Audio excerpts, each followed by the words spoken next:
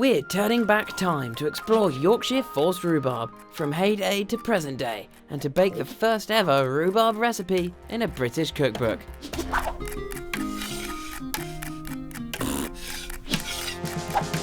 Oh.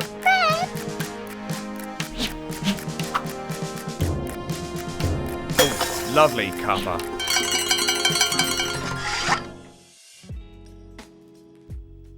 I'm here at York Minster Library to take a special look at the first recorded mention of rhubarb in a British cookbook.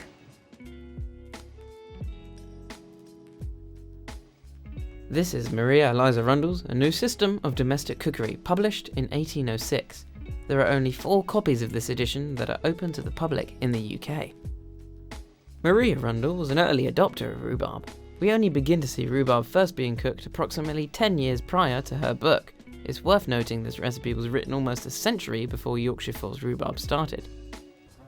This recipe is vague in its instruction. It doesn't list ingredients or measures, and that's because it wasn't meant for those cooking. It was to be read to the servants by their literate homeowners, so you have to improvise a little.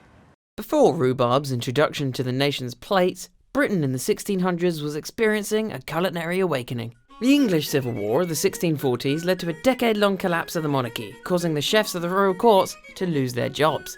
This sparked a great interest among the public in the cuisine of the rich, especially with those still loyal to the crown, and initiated a surge of cookbooks from this never-seen-before perspective. Brits wanted something new. So, enter rhubarb, 10 times more expensive than cinnamon, and its introduction to Britain was an act of great espionage. Efforts to grow rhubarb domestically were not originally successful. Native to China, it was first brought to Britain in 1620 by Sir Matthew Lister, a Yorkshireman. But this rhubarb was not the best quality. The real good stuff was to come from Russia.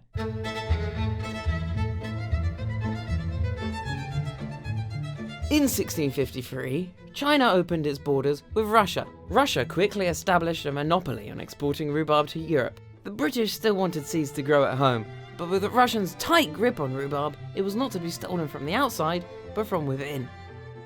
And the Russian royal courts had a diverse workforce of Prussians, French, and in particular Scots. This included Scottish Dr. James Mounsey.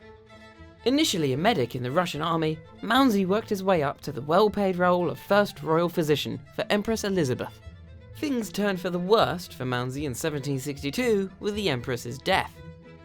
You see, in order to ensure a smooth succession, the associates of previous royals were often murdered or, at best, exiled to Siberia.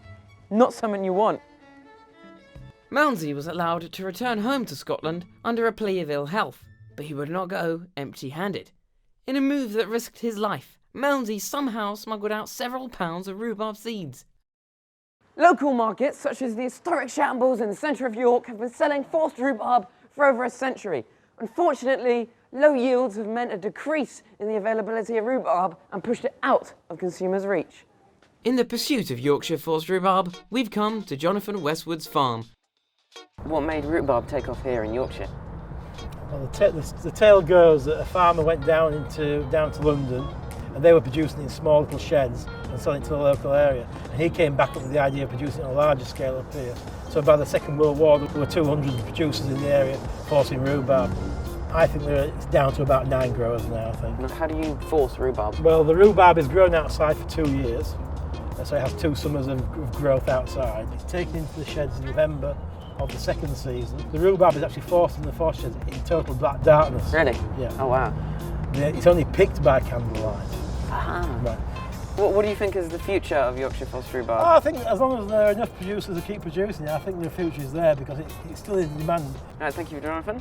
It's been a very real pleasure. Thank you to meet you. Thank you. Okay, we've got our recipe. What are the first steps? Well, step 1, let's have a look at our ingredients. We've got 90 grams of butter, 200 grams of flour, 75 grams of castor sugar, and 3 eggs. And now, let's combine our butter and our sugar. And what you're aiming for is something that's nice and smooth, like a paste. So is there a difference between the pastry of the 21st century, what you're making right now, and what Maria Eliza Rundle would have made in 1806? Not really, because most pastry recipes are sort of really came into fruition in the sort of 1600s, 1700s, around then. So by the time you get to the 18th century, it's all kind of figured out. It's not really changed in the last 200 years. I'm going to combine these two in. Our final ingredient for the pastry, the flour. So just going to add all of that in at once. So now I've added our flour, it's really important that we're quite delicate with it. We want to combine it all together, and as soon as the flour and the sugar, butter, egg combination is combined, you just want to stop doing anything, otherwise you're going to overwork it. You're going to end up with a really difficult pastry to work with. Gently pour the mixture onto the counter and knead slowly. Form into a shape that makes it simple to roll out later. Cover in cling film and cool in the fridge for at least half an hour. We're peeling the rhubarb as it's most likely what Rundle would have done, although Yorkshire Forced is tender enough that you don't need to. Continue peeling and cut into shards. Well, we want to sweeten this up a little bit more, so we're going to be making our sugar syrup. Sugar, add the rhubarb, juice it all down until the rhubarb's nice and soft, and it can go into our tart. Whilst that's boiling for 10 minutes, let's flatten the pastry. Give it a bit of a whack with a rolling pin, just to ease it out before you start rolling. Right, so we're going to get a little bit of flour, not too much. Pop that in there, and we'll roll this to about 1/2 centimetre in thickness. Flour the counter regularly to make sure it doesn't stick. Use the rolling pin to gently place it in the tin and trim off any excess pastry. Pierce holes to let air escape and place it in the oven at 180 degrees for 15 minutes. And don't forget, after 10 minutes, take the rhubarb off the heat and leave to stand. So we've got our pastry out of the oven, we just need to get it out of the tin. So we're going to get a little ramekin, place it on here, and you see that shape has held beautifully. So I'm just going to pour this pretty much straight on top and then try and spread it around.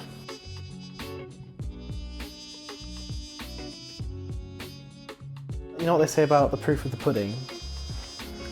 Wow. What do you think was done wrong in the terms of presentation? I think we cooked it for too long, even though we only did it for 10 minutes. The old recipe said an hour, so we cut it down a lot already. Yeah. But it tastes great. Rhubarb is amazingly versatile. It's not just delicious, it's a laxative, and you can use it to clean your dishes. In fact, you can drink it in your tea. Hopefully, we see a re-emergence of rhubarb in the UK, so it's not just a Yorkshire thing, it's a British thing. And genuinely, it's some of the best rhubarb in the world.